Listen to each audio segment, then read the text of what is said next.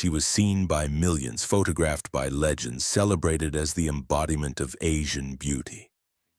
And yet, when Sayoko Yamaguchi died at 57, she was almost invisible. Perhaps that was always her tragedy. The more people looked, the less they ever truly saw her.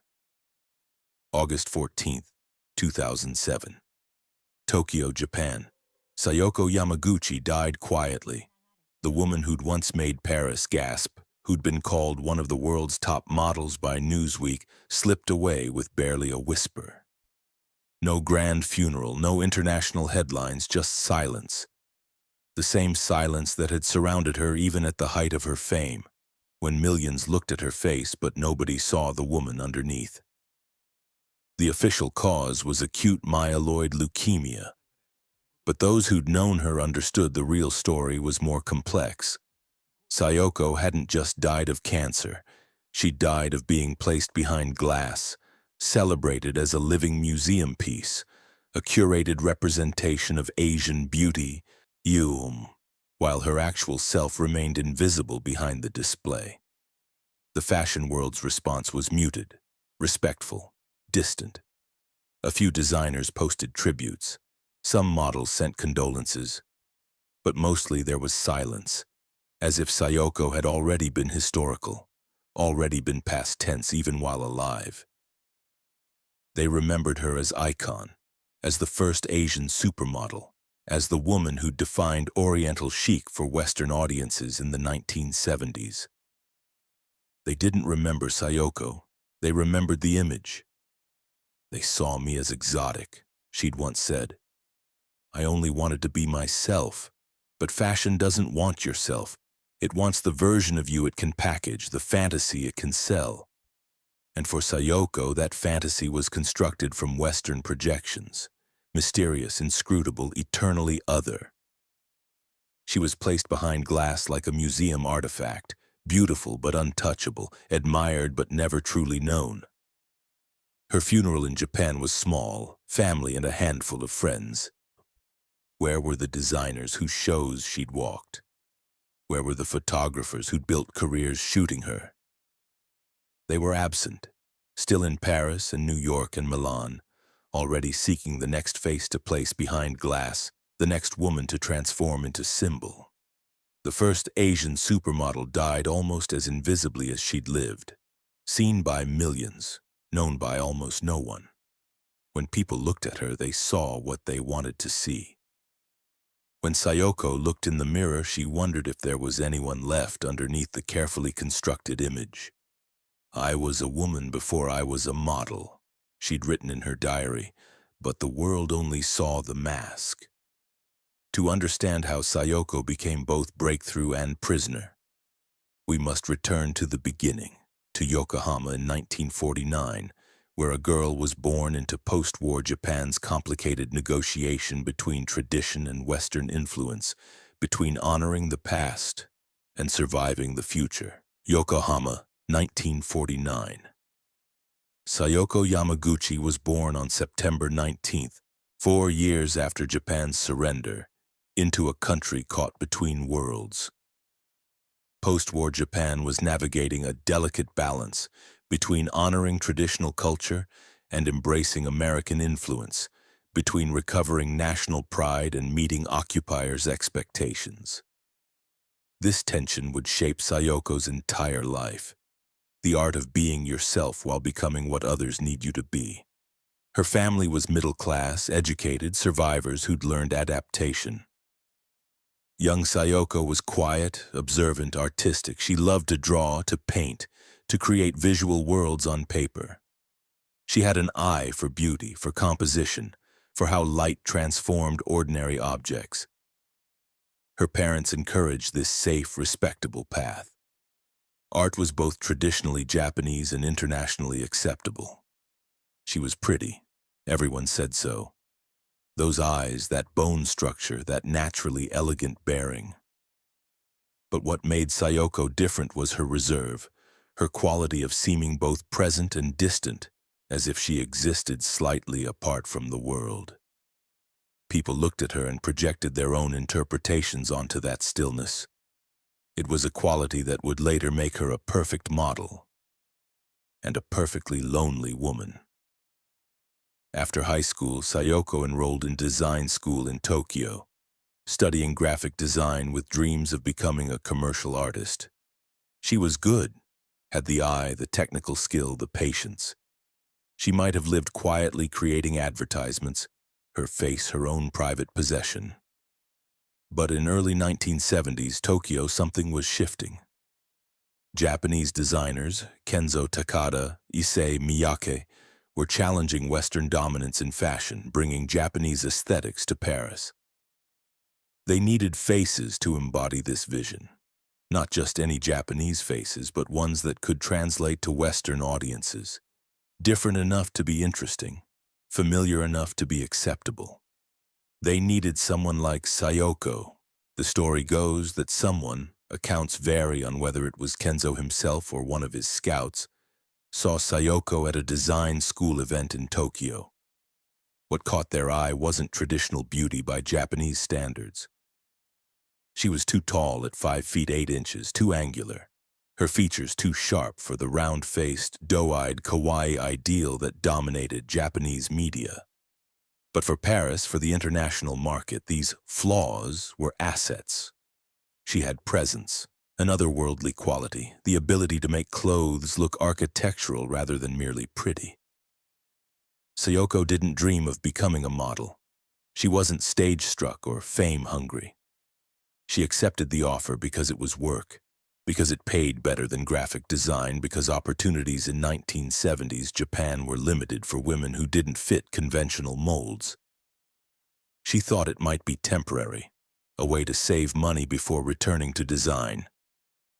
She had no idea she was walking into a cage disguised as opportunity, that the door would lock behind her, that she'd spend the next decades trying to be seen as human, while the world insisted on seeing her as symbol. Could her early experiences have laid the foundation for later triumphs and tragedies? Did growing up in post-war Japan, learning to navigate between honoring tradition and meeting American expectations, prepare her to become fashion's bridge between East and West? Or did it simply teach her that survival meant performing, that being yourself was less important than being what others needed you to be? She studied graphic design not out of passion for fashion, but for practical reasons. It was respectable work that used her artistic skills. She was good at it, precise and patient. Her professors praised her eye for composition, her understanding of how images communicate. She might have spent her life designing packaging for Tokyo department stores, creating elegant solutions to commercial problems. Her face would have remained her own. But by 1972, Japanese design was having a moment internationally. Kenzo Takada had opened his boutique in Paris in 1970, bringing Japanese aesthetics, bold prints, innovative cuts, a sense of joy and color, to a Western fashion world that was ready for something new. Issey Miyake was experimenting with fabric technology, creating clothes that moved like sculpture. They were proving that Japanese designers could compete globally, that made in Japan could mean cutting edge rather than cheap imitation.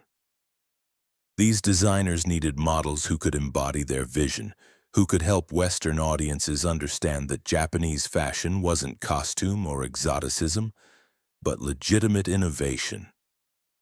They needed faces that looked Japanese but could translate to Paris runways, bodies that could wear avant-garde cuts with confidence. They needed someone who existed in that liminal space. Japanese enough to be authentic, international enough to be acceptable. Paris, 1973. Sayoko arrived in early spring, when the city was emerging from winter gray into tentative bloom. She spoke minimal French. Bonjour. Merci. Je ne comprends pas. Her English was basic, learned from textbooks that emphasized proper grammar over actual communication. She felt perpetually lost, not just in the winding streets of the Marais where she found cheap lodging, but in the entire social architecture of Parisian fashion. The Paris she entered was in flux. The old guard, Dior, Givenchy, the couture houses that had defined post-war elegance, were being challenged by young designers bringing energy from the streets. Kenzo's boutique Jungle Jap, a name that would be unthinkable now but was considered playful then, was packed with students and artists drawn to his joyful prints and relaxed silhouettes. Sonia Rykiel was making knitwear revolutionary. Yves Saint Laurent was putting women in tuxedos. Fashion was becoming democratic, international, willing to look beyond Europe for inspiration. But inspiration is a complicated word. Were these designers genuinely embracing Japanese aesthetics, or were they borrowing surface elements while maintaining fundamentally Western perspectives? Were they celebrating Japanese culture or consuming it? These questions would haunt Sayoko throughout her career, though in 1973 she didn't have the language, literal or conceptual, to articulate them. She knew only that she'd been hired to make clothes look good, to embody something these designers saw in her that she didn't quite understand in herself. Kenzo's first show with Sayoko was transformative for both of them. He dressed her in bold floral prints, layered kimono-inspired pieces with Western tailoring, created a look that was neither purely Japanese nor purely Western, but something new. When Sayoko walked out, the audience gasped, not just at the clothes, but at her. The way she moved, reserved yet commanding, made the clothes come alive. She didn't smile and wink like other models. She simply was, and that being was enough. After the show, Kenzo was ecstatic. "You understand," he told her in Japanese, one of the few times anyone had spoken to her in her own language since arriving in Paris. "You understand what I'm trying to do." But Sayoko wasn't sure she did. She knew how to stand, how to walk, how to hold her body so the clothes looked good. Whether that constituted understanding or just skilled labor, she couldn't say. The fashion press loved her immediately. Mysterious, elegant, the face of the East. They described her eyes as almond-shaped, a term she found odd. She just had eyes. Her movements as geisha-like. She'd never trained as a geisha, knew nothing about that art form. Her presence as Zen. She wasn't Buddhist, barely understood what they meant. Every review, every article, every mention reduced her to stereotypes, to shorthand for Asian, that had nothing to do with who she actually was. Issey Miyake used her differently. His clothes were more experimental, more sculptural, pushing the boundaries of what fabric could do. He'd wrap her in pleated polyester that moved like liquid, in structured pieces that transformed the body into geometry. In his shows, Sayoko became less human and more concept, a living mannequin for ideas about movement, space, the relationship between body and cloth. It was fascinating work, intellectually stimulating and utterly dehumanizing. The other models, mostly French, a few Americans, were friendly but kept their distance. There was curiosity, some kindness, but also wariness. Sayoko was different, and difference in fashion could be either advantage or liability depending on the season's mood. Some tried to befriend her, invited her to after-parties, but language barriers and cultural gaps made real friendship difficult. She'd sit at bars in marais while others laughed and gossiped, understanding maybe half of what was said, smiling at what seemed like appropriate moments, always slightly outside the circle. Then came 1977, the year everything crystallized.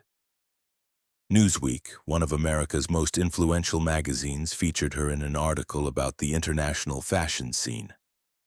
Sayoko Yamaguchi, they wrote, is one of the world's top models. The first time an Asian model had been described in those terms by mainstream Western media. The article included photographs, Sayoko and Kenzo and Miyake on Paris runways.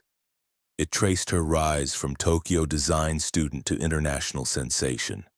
The article made her famous beyond fashion circles. Suddenly, she wasn't just known to industry insiders, she was a name, a face, a phenomenon. The first Asian supermodel, headlines declared, as if she'd invented the concept rather than simply being the first to fit Western fashion's narrow definition of Asianness that was acceptable, marketable, consumable. But read that Newsweek article closely and you see how every sentence reduces her to ethnicity, the exotic beauty from Japan. Oriental elegance meets Western sophistication, representing the face of Asia. Not once did they ask about her as an individual, her thoughts on design, her artistic background, her actual personality beyond the mask. She was valuable precisely because she was different, because she could be positioned as representative, because audiences could project their fantasies about the East onto her silent, elegant presence. The article changed everything and nothing. She booked bigger shows, earned more money, became recognizable. But she was also more trapped. The success wasn't hers. It belonged to the image of her, to what she represented rather than who she was. She'd become a symbol before she'd had time to become a person. And symbols don't get to be complicated, don't get to be contradictory, don't get to be human. In Tokyo, her family read the Newsweek article with mixed emotions. Pride, certainly. Their daughter had achieved international success, but also discomfort. The way the article described her, the emphasis on exotic and Oriental, felt uncomfortable, almost colonial. Was this success, or was it a more sophisticated form of being put on display? Her mother saved the magazine but didn't quite know how to feel about it. Her father worried about what this fame would cost his daughter, though he couldn't articulate exactly what he feared. Was the success truly worth the cost? When Sayoko saw herself on magazine covers, when she walked Paris runways to applause, when Westerners told her she was beautiful, did she feel validated or violated? Did she feel seen or more invisible than ever, buried under layers of projection and fantasy? She'd wanted to be herself. The world had made her exotic. The question was whether those two things could ever coexist, or if choosing fame meant surrendering identity. The Japanese media's response was even more complicated. Some outlets celebrated her. Proof that Japanese women could compete on the world stage, that Japanese beauty could be recognized internationally. Others were critical, arguing that she was performing stereotypes for Western consumption, that she was letting herself be exoticized, that her success depended on being palatable to white audiences rather than authentic to Japanese culture.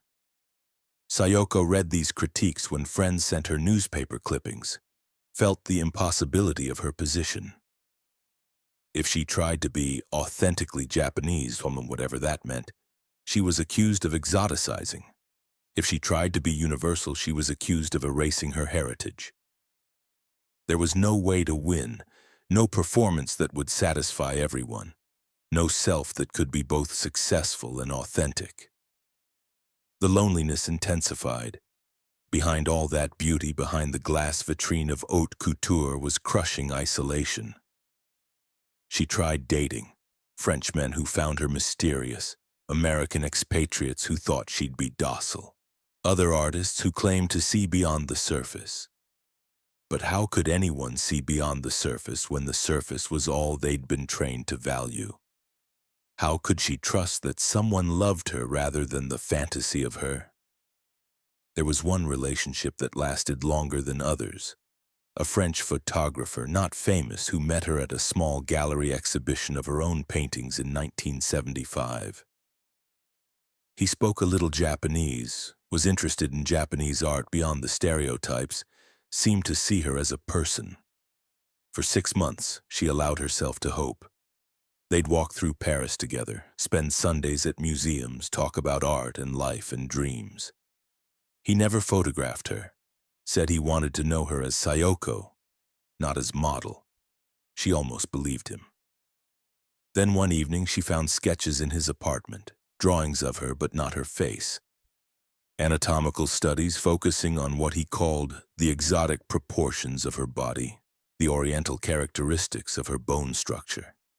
He'd been studying her, documenting her as specimen even while claiming to love her as person. When she confronted him, he didn't understand why she was upset.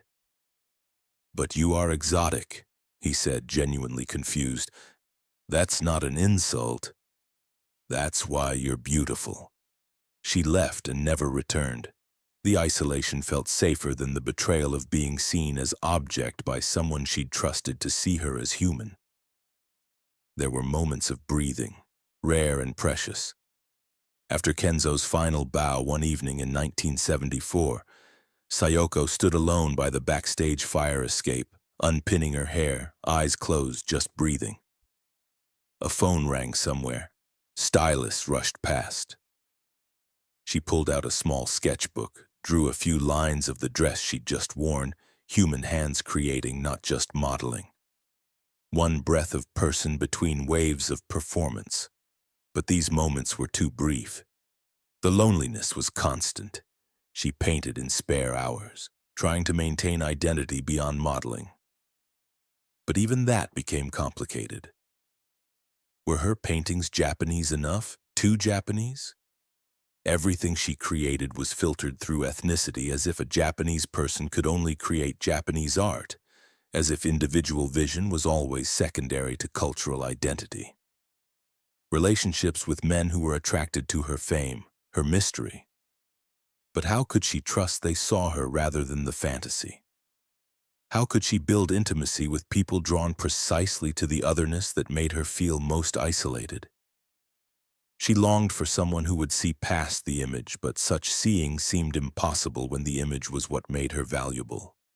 Friends later recalled she'd say she was searching for a love that was real, knowing perhaps that fashion had made authenticity impossible. The late 1970s brought more work but less satisfaction. Sayoko was booking every major designer, appearing in every important magazine, but the performances felt increasingly hollow. Each show, each shoot, each interview required her to be the mystery, the Orient, the exotic beauty. She was becoming very good at being what others wanted, and in the process, losing track of what she herself might want or need. She wrote letters home to her mother, long contemplative letters in Japanese that allowed her to think in her own language, to express complications that English and French couldn't capture. "I am successful," she wrote in one letter, "but I don't know at what. I am famous, but for being different, not for being good. They celebrate me, but they celebrate an idea, not a person. Sometimes I look in the mirror and wonder if I'm still there, underneath all the photographs." Her mother wrote back with concern and confusion. She was proud, wanted to be proud, but couldn't fully understand what Sayoko was describing. "You have achieved so much," her mother wrote. "Why does it make you unhappy?" How could Sayoko explain that achievement and erasure could coexist, that being celebrated as symbol and feeling invisible as person were not contradictions but two sides of the same experience? By 1980, Sayoko was in her early 30s, still young, still working steadily, but feeling the industry's attention beginning to shift. There were younger models now, fresh faces who could represent Asia with less complication, less history, less weariness. She was becoming classic, legendary, and timeless. All the adjectives that mean you're transitioning from present to past, from happening to history. She began choosing projects more carefully, saying no when she'd once said yes to everything. She wanted work that respected her as artist, as individual, not just as embodiment of Asianness. But such work was rare. Most offers still came with the same framework: be mysterious, be elegant, be the Orient. Fashion had cast her in a role, and roles, once established, are nearly impossible to escape. She returned to Japan more frequently in the 1980s, staying weeks or months at a time. But Japan was complicated too. She'd changed. couldn't fully return to being the person who'd left in 1973. Paris had marked her. Success had marked her. The experience of being constantly seen as other had marked her. In Tokyo, people treated her with mixture of pride and suspicion. She was celebrated as the woman who'd conquered Paris, but also viewed as somehow not quite Japanese anymore. Too influenced by Western ways, too comfortable in spaces where she'd been exoticized. There were younger Japanese models now starting to make their way to Paris and New York, following the path she'd helped create. They'd seek her out for advice, for introductions, for wisdom. What could she tell them? Be prepared to be tokenized. Accept that your ethnicity will always be mentioned before your talent. Understand that you're not being hired for being good, but for being different. She tried to be encouraging, to focus on opportunities rather than limitations.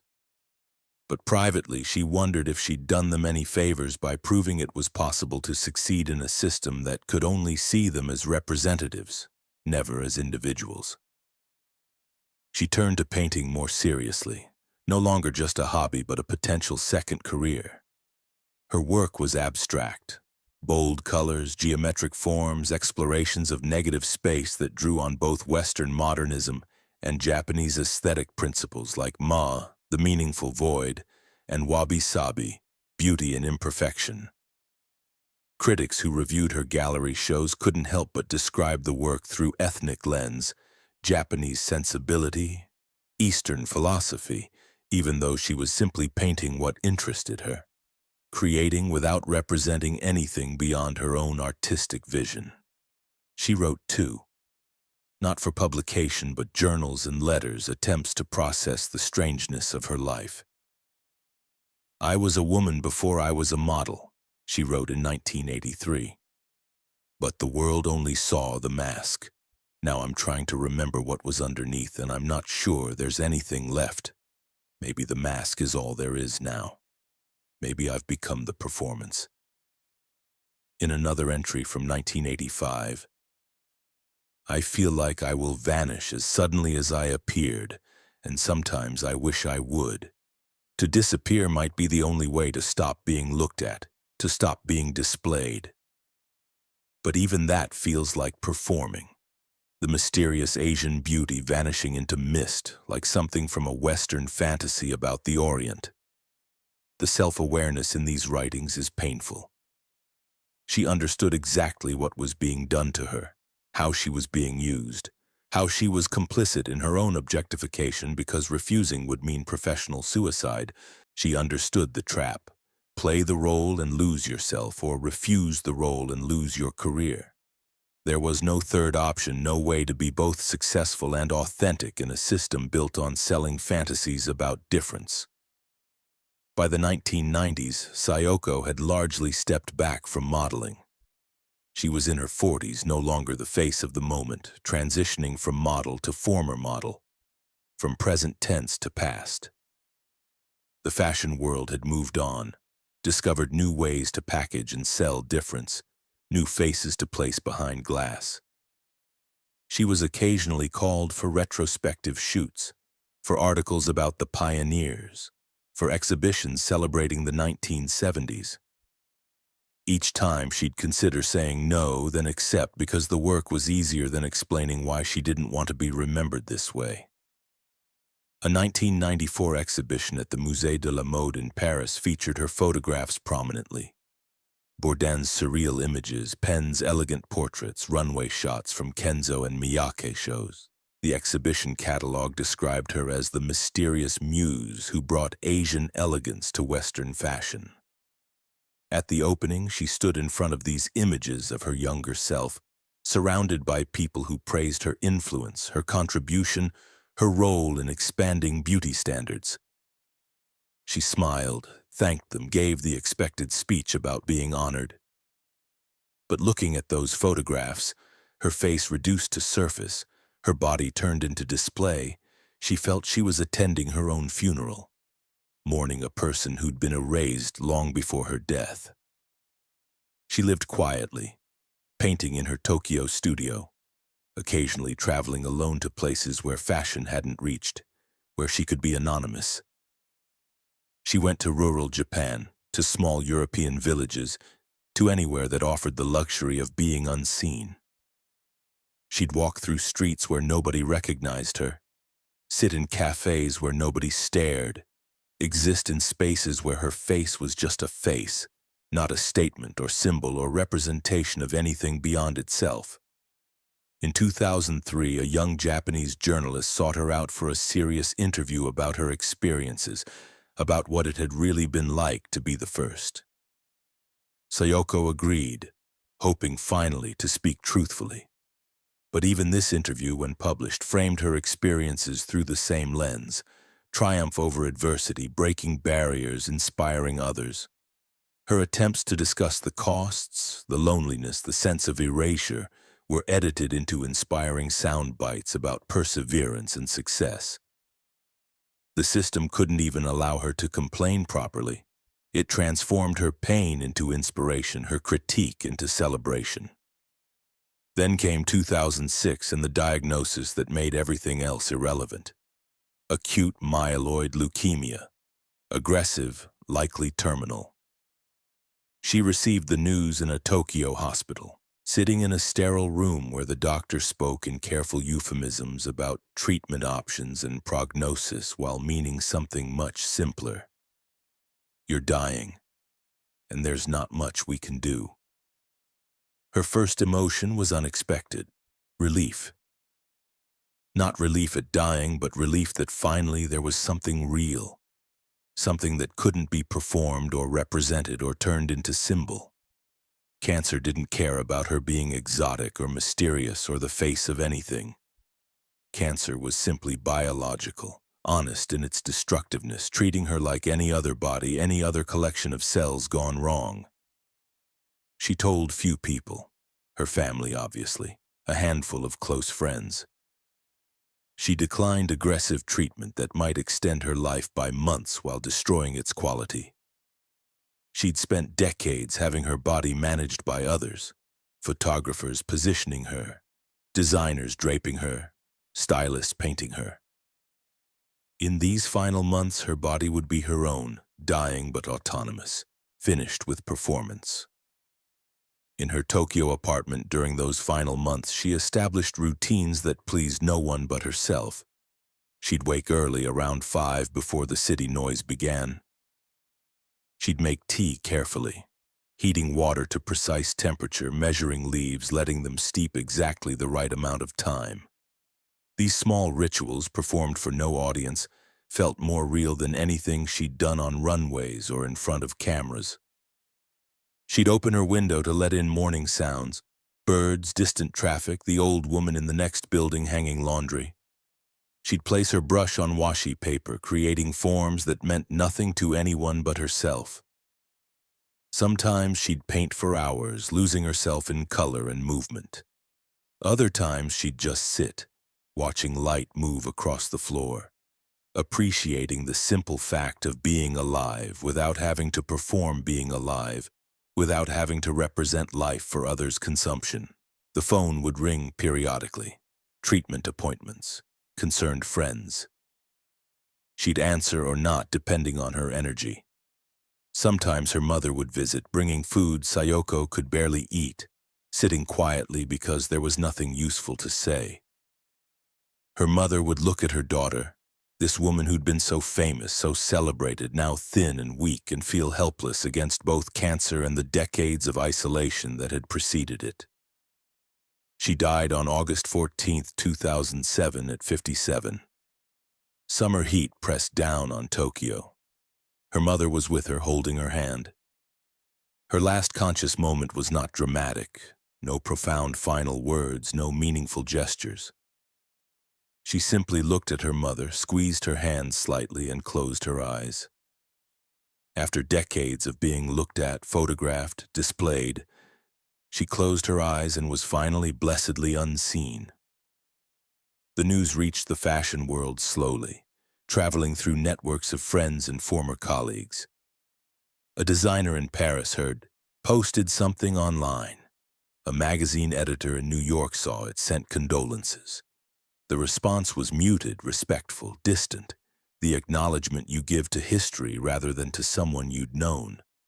Tributes described her as pioneer, icon, the first Asian supermodel. All accurate, all missing the point. Her funeral 3 days later was exactly as she'd wanted, small, private, no spectacle.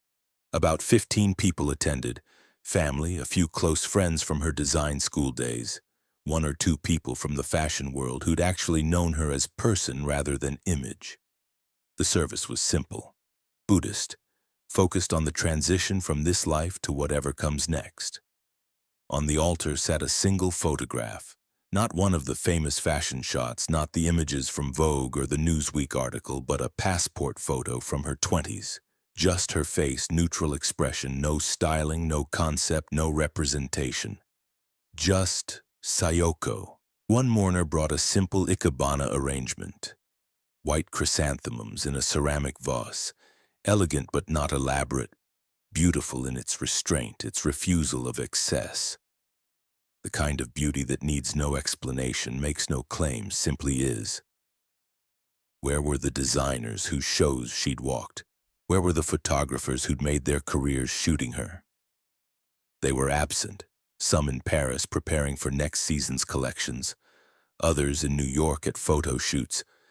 The machinery of fashion continuing without pause because fashion always continues, always seeks the next face, the next trend, the next woman to place behind glass. Her grave marker is simple.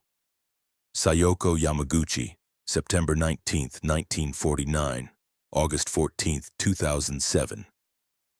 Not supermodel, not icon, not the first Asian to...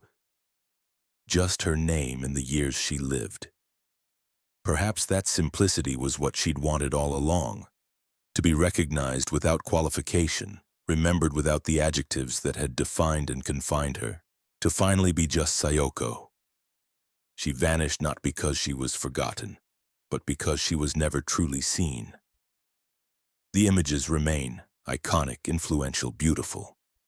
Museums display them, fashion historians study them. New generations of models look at them for inspiration. But the woman in those photographs, the person who stood before those cameras, who walked those runways, who lived behind the mask, she remains mostly invisible, buried under layers of projection and interpretation and symbolic weight. What do we take from Sayoko's story? That breaking barriers doesn't mean breaking free. That being first means carrying impossible weight, representing not just yourself but everyone who looks like you, embodying not just your own dreams but the aspirations and fears and fantasies of entire cultures.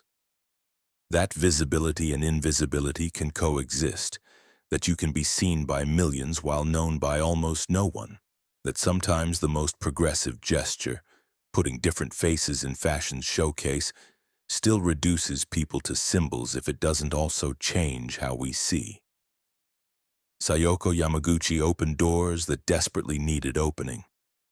She proved Asian faces could succeed in Western fashion, created opportunities for generations of models who followed.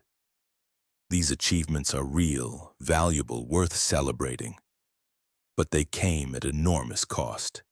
Decades of being reduced to ethnicity, of being celebrated for difference rather than individuality, of being placed behind glass, admired but never touched, seen but never known, successful but never free. The models who came after her, Liu Wen, Fei Fei Sun, the contemporary Asian faces gracing runways and magazines. Walk paths Sayoko helped create, but do they face the same pressures? The same expectation to embody Asia, to be mysterious, to represent billions while remaining silent about their own thoughts and dreams?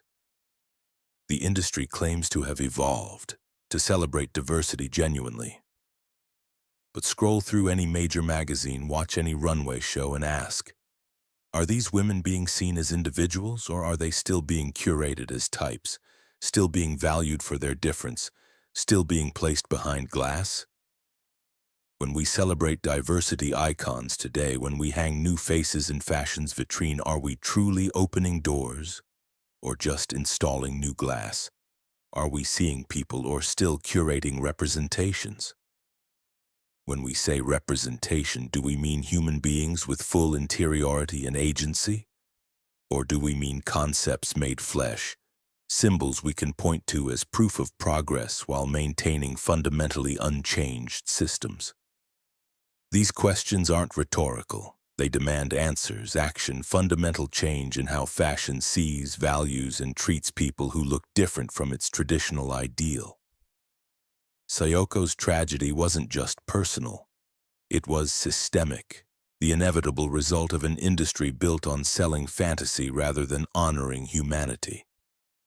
How many other models are still trapped in the exotic gaze, seen by millions, known by no one? How many are still performing difference, still being celebrated for being other rather than just being good, being interesting, being themselves?